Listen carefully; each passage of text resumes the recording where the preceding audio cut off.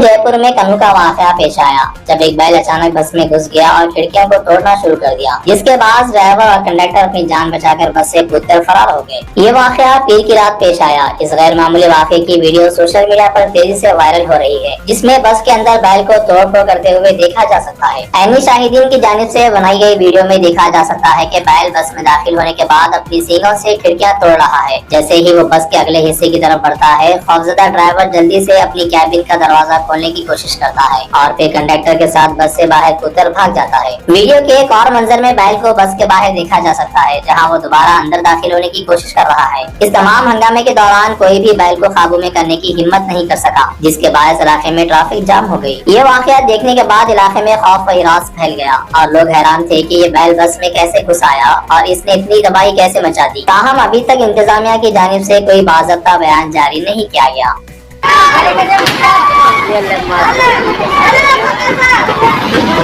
Video बनाओ यार, video बना ले।